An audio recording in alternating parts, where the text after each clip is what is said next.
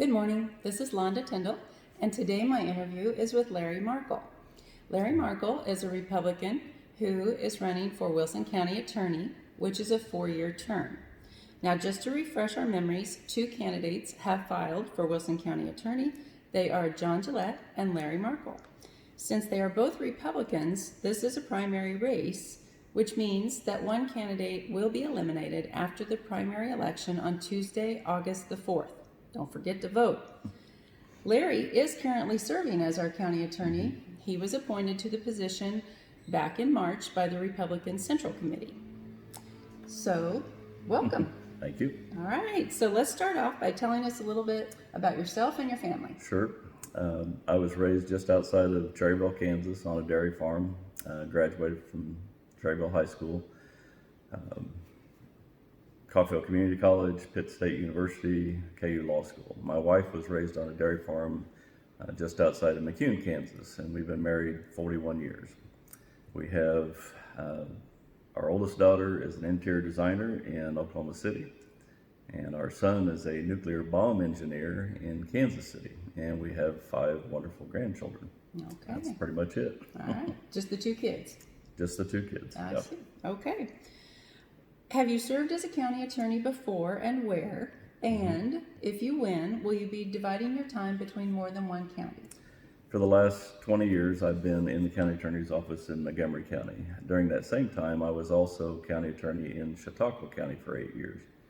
A long time ago, I planned to retire from the Montgomery County position. My last day there will be January 11th, 2021. So yes, between now and that date, I will be doing double duty and have been doing double duty since being appointed.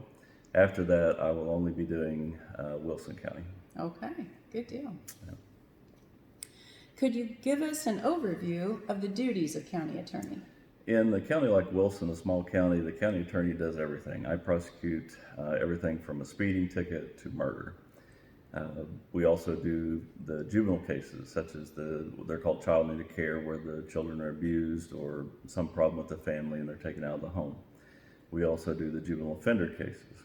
In addition to that, I also advise the county commission on any other legal matters.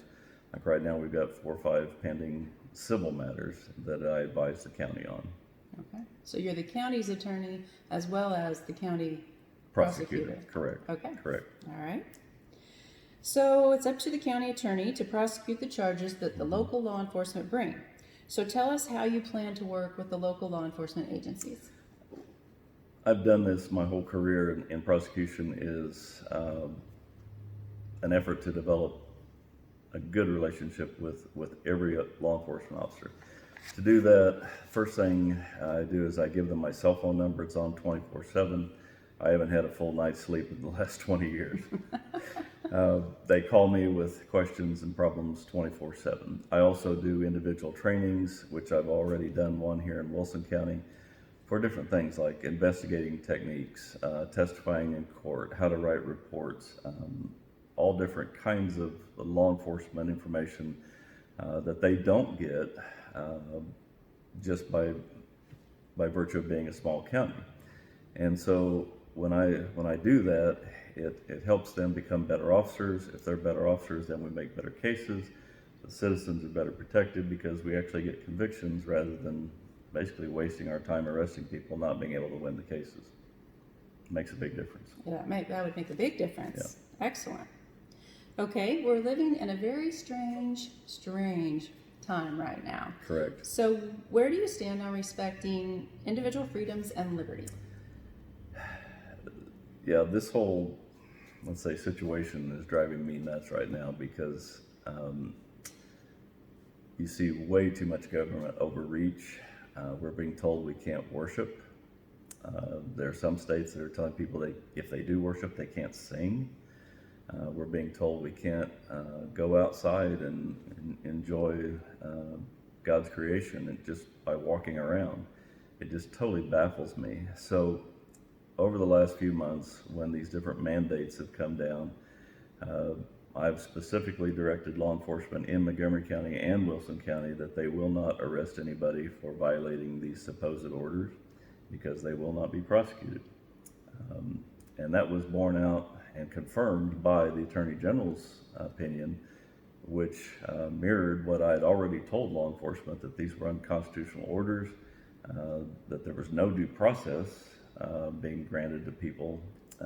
Plus, there was no logic, and there's still no logic in why we can, for example, protest out on the street with 10,000 people, but we can't meet with 40 or 50 of our brothers and sisters and worship. That doesn't make any sense. And so the Constitution was written to limit government, not limit people. And that's extremely important for us to remember in this time. Excellent. Excellent. I read a headline this week that gun purchases are at an all-time high. Yes.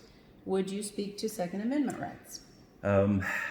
I've had a concealed carry permit from the first time that they were allowed. I'm also one of the few prosecutors that has what's called a prosecutor carry permit. I went to special training for that.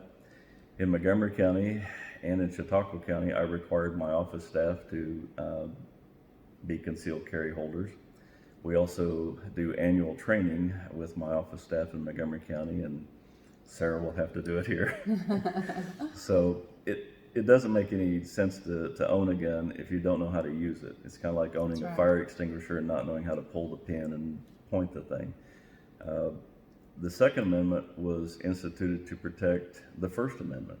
If you don't have the Second Amendment, then your First Amendment rights don't mean anything.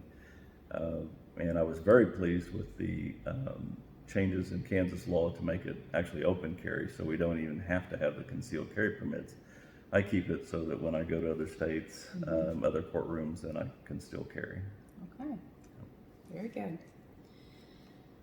Is there anything else you want people to know about you? My office is open 24/7. My phone's on 24/7, except for Sundays for 2 hours and Wednesday night for an hour. You can reach me anytime, leave a message. Do not text me. He won't get it. I tried. Yeah, it's a county phone, so I don't get texts, and I've never sent a text message in my entire life. You can reach me on Facebook, email. I don't do Instagram, but call me. 620-332-9816 is my cell number. The office number here is 620-378-4115. My email is lmarklelawyer@gmail.com. You can find me on Facebook.